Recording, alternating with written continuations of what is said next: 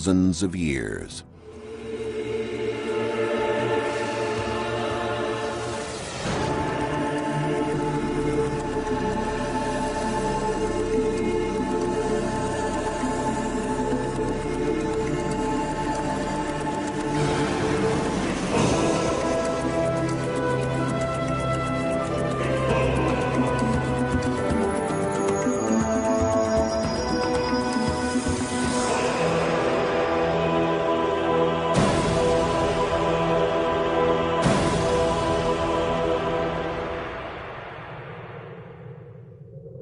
An important testament to the power of the Hittite Empire before its demise is preserved in Egypt, a land that was once its enemy. The two pillars at the entrance to the Temple of Luxor on the Nile are adorned with scenes of the battle fought between the Hittites and the Egyptians in 1295 BC at Kadesh in Syria. The great Ramses II, the warrior pharaoh, is seen fighting from his chariot and leaving behind victims among the ranks of the Hittite army led by King Muwatalus. Who won this epic conflict? In this bas-relief at Luxor, the Egyptians claimed a triumphant victory. This version of the facts was never disputed until archaeological excavations in the first decades of the 20th century uncovered some ancient Hittite cities. Over 10,000 clay tablets engraved with cuneiform characters came to light in buildings at Hattashsh, the capital of the empire. One of these tablets, preserved at the Archaeology Museum in Istanbul, bears the inscription Kadesh Peace Treaty. The treaty lays down conditions imposed on the Egyptians, including one to retreat inside their borders. So more than 3,000 years after the event, thanks to this tablet, we now know that it was the Hittites and not the Egyptians who really won that conflict.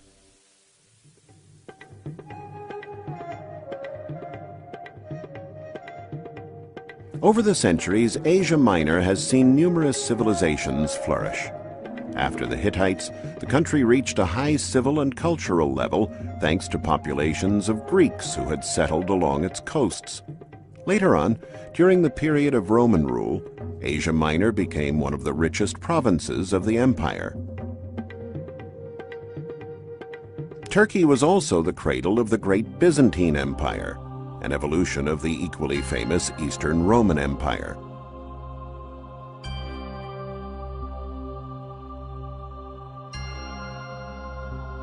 We will journey back in time, starting in the 6th century AD, and explore the great civilizations that flourished on the Turkish coasts and highlands. Ankara is currently the capital of Turkey, but for centuries the real capital of this part of the world was Byzantium, later called Constantinople, then renamed Istanbul.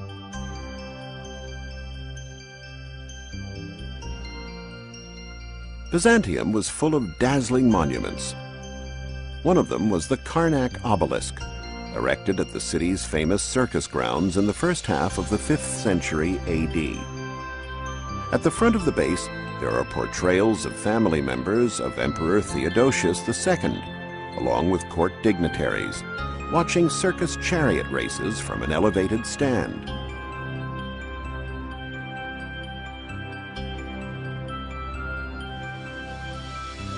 On one of the sides, there is a depiction of the transport and erection of the obelisk itself.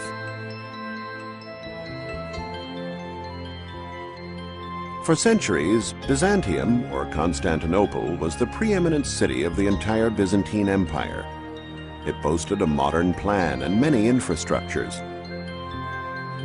At the Hippodrome is the Basilican Cistern, a gigantic underground tank constructed perhaps early in the 4th century AD by Emperor Constantine. Its name derives from the fact that it was enlarged using the uncovered area of a nearby basilica.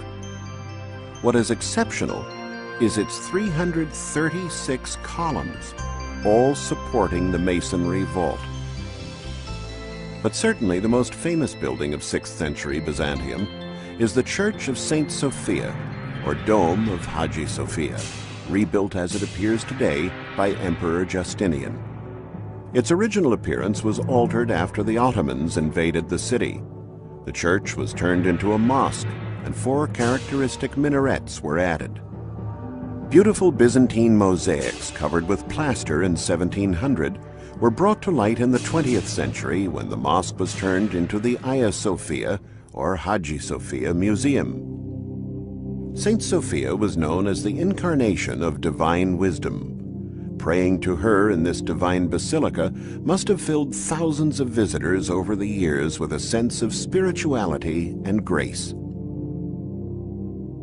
In the southwestern part of Turkey is the city of Aphrodisias, dedicated to the goddess Aphrodite, or Venus to the Romans. Founded in the 5th century BC, Aphrodisias became very important during the Greek-Roman era. Worship of the goddess at the sanctuary here spread throughout the Mediterranean area. Important archaeological discoveries have been made here since the 1960s. One of the most stunning sights is this gigantic stadium. Erected in the 1st century AD, it was over 850 feet long, and its original seats are still intact, arranged neatly in 30 rows. It is one of the world's best preserved ancient stadiums.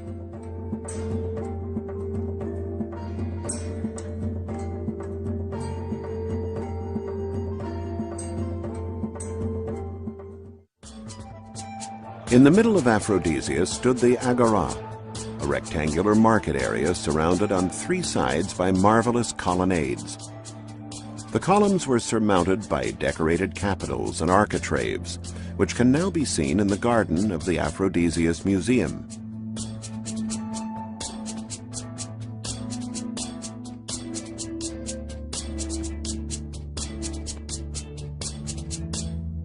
The theater here, which dates back to the end of the 2nd century AD, is also in a superb state of preservation. It has a capacity of 10,000 spectators. Built by Julius Zolios, it was dedicated to Aphrodite and the city. Zolios was a native of Aphrodisias and a former slave of Emperor Augustus. He did the city a very important service by having it obtain the special status of autonomous city exempt from taxes. The most sacred site in the city, of course, was the sanctuary of Aphrodite. This is the tetrapylon, the gateway to the sanctuary. The tetrapylon was originally composed of 4 rows of 4 columns each. Many of the spiral fluted columns are still standing, with their gables still in place. Today, the tetrapylon is an isolated monument, but in ancient times a compound and a road connected it with the temple of Aphrodite. The temple itself was rebuilt in the 1st century BC with 8 columns on the short sides and 15 on the long sides.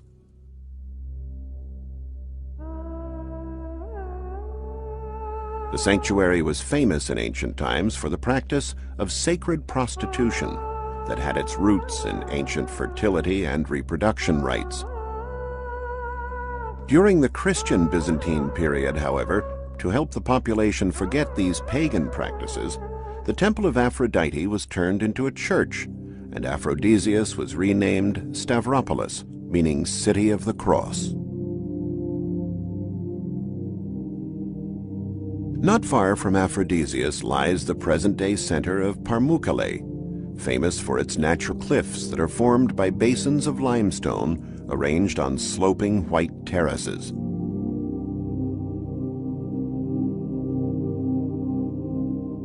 Pamukkale is the site of ancient Hierapolis, founded by the king of Pergamum in 190 BC. It was destroyed and rebuilt several times and reached the height of its development between the 2nd and 3rd centuries AD, when it was inhabited by Greeks, Romans, and Jews. By the 6th century, in the Christian era, the city had become a bishopric. However, this did not prevent people from continuing to worship Pluto, the great pagan god of the underworld. Pluto's realm, the House of Hades, or Kingdom of the Dead, was thought to be located beneath the earth. Worshippers, part of a chthonic cult, perhaps thought the god had access to the Kingdom of the Dead somewhere under the ground at Hierapolis.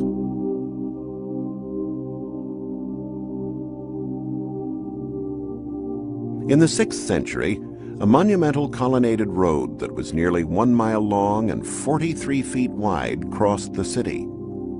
Near the colonnaded street, there was a central fountain and a pond containing water believed to have healing properties. It's now been turned into a swimming pool for tourists.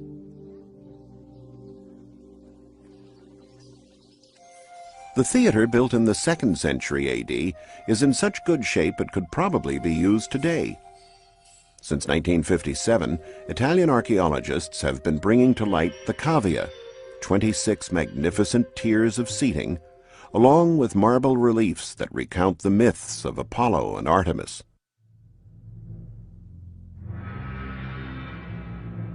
The cemetery of the city extended beyond the Byzantine walls.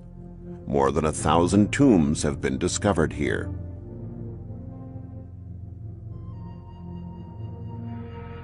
In the center of the ancient city, however, is probably where the so-called Plutonium, or Sanctuary of Pluto, was erected.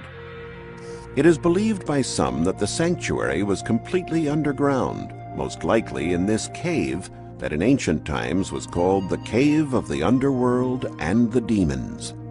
An ancient traveler wrote, "Every animal that goes into the cave dies at once." In reality, there could have been poisonous gases circulating in the cave. How then did the priests freely enter and leave the grotto? They probably realized that the toxic substance was heavier than air and settled at the bottom of the cave. It was therefore only harmful to small animals who wandered that far. Naturally, only select Pluto worshippers were in on this secret. Another fascinating locale in ancient times was Gordium, or Alisar Huyuk, roughly 50 miles from Ankara. Gordium was the capital of Phrygia, an ancient region of Anatolia that was named after the Phrygians, the people who lived there from approximately 1200 BC. The Phrygians are believed to be one of the peoples of the sea, responsible for destroying the Hittite Empire. Originally from Thrace, a region at the easternmost tip of the Balkan Peninsula, the Phrygians reached the height of their power around the 8th century BC. Archaeologists have found the remains of the city walls of Gordium and megarons, the great halls that belong to the complex of the royal palace and stand out for their size. Excavations have also uncovered decorative elements and furnishings, now preserved at the Museum of Anatolian Civilizations in Ankara.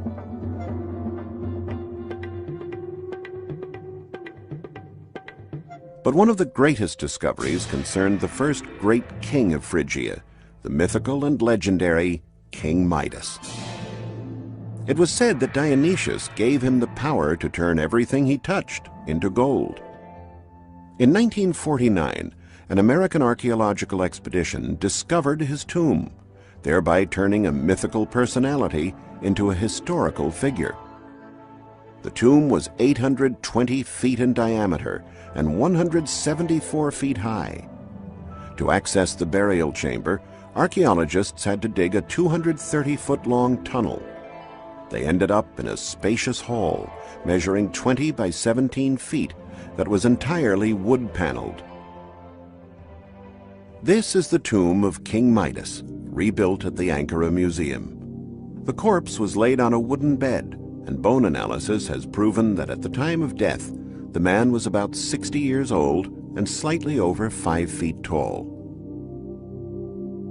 Working from the skull that was found, this is what King Midas would have looked like. His burial kit included tripods, bronze basins, caskets, and other objects, but strangely enough for the tomb of the legendary King Midas, there was not even one gold item. Moving further east, we come to the ruins of the great city of the Hittite Empire in the heart of the Anatolian highlands, Hattashsh, present-day Boakoi. The Hittites were a people of Indo-European origin who arrived there around the end of the 3rd millennium BC from regions situated north of the Black Sea. Deciphering the tablets of the Hattashsh archives has revealed aspects of the social and political life of the Hittites, as well as the triumphs of their kings and armies. Though most of the significant traces of this ancient civilization have disappeared, one strong archaeological find remains: the great Hittite sanctuary at Yazilikia, near Hattashsh, erected in 1400 BC. The sanctuary was thought to have been inhabited by wicked pagan gods. Today, it yields incredible evidence of the Hittite civilization. The sanctuary is composed of 2 environments, dug into a 40-foot-high block of rock that archaeologists have divided into Chamber A and Chamber B. Both rooms are decorated with bas-reliefs sculpted on the bare walls. Chamber A contains a depiction of 2 processions. One is mostly composed of male figures. The other procession, composed of female figures, is headed by a divinity, probably the sun goddess Hepat. Not far away, a small entrance flanked by 2 demons with the body of a lion leads to Chamber B, measuring 60 feet by 10 feet. 12 figures with similar garments and bearings stand out on one wall. There is also a representation of a gigantic sword more than 10 feet high, illustrated as if it is penetrating the rock. The heads of 4 lions form the handle, with a human head at the top. What could this design have meant?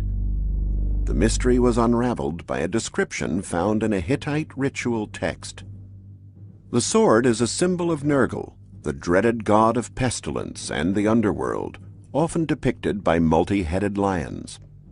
Likewise, the discovery of bird skeletons here, creatures that were traditionally sacrificed to underground deities, convinced scholars that the room was used for worshipping the dead.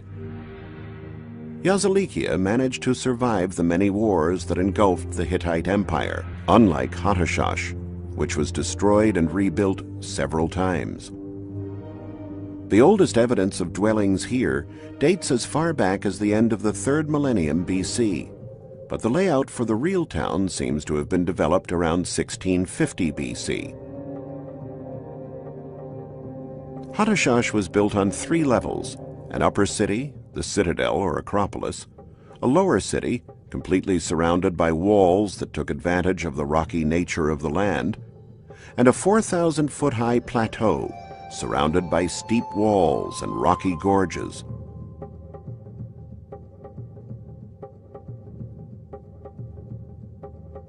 The walls formed a circuit that was about 3.5 miles long.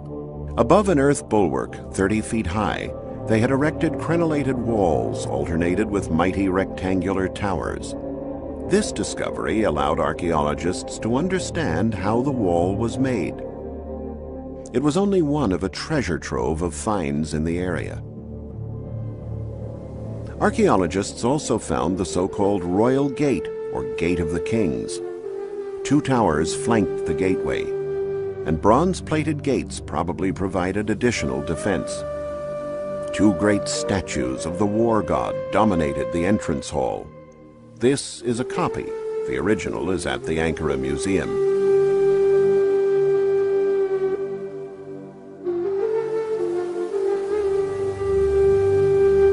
Beneath another gate, the Sphinx Gate, there was an entrance formed by a 260-foot-long tunnel, which was probably shut off at each end by huge doors. Only after a long walk in the dark did visitors reach the bright sunlight of the city. To the west, there was the Lion Gate. 2 lions sculpted on the jambs with menacing, wide-open jaws, the symbolic guardians of the city.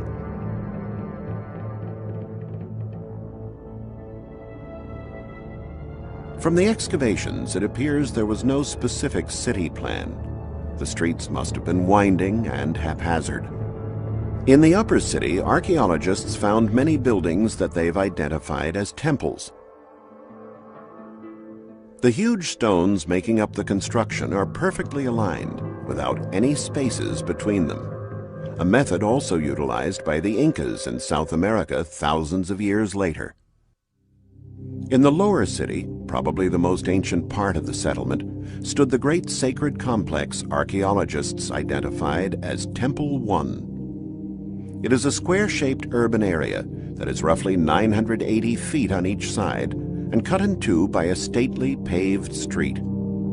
King Hattusili III had it built around the middle of the 13th century BC. Here they worshipped the sacred couple formed by Hati, the weather god, and Arena, the sun goddess.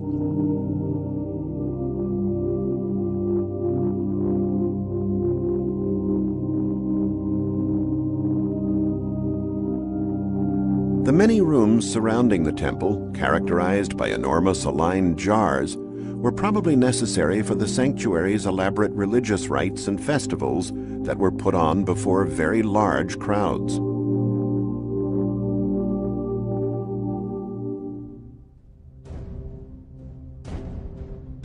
An overhanging rock, now called by the Turkish name of Bulyukale, dominated the city.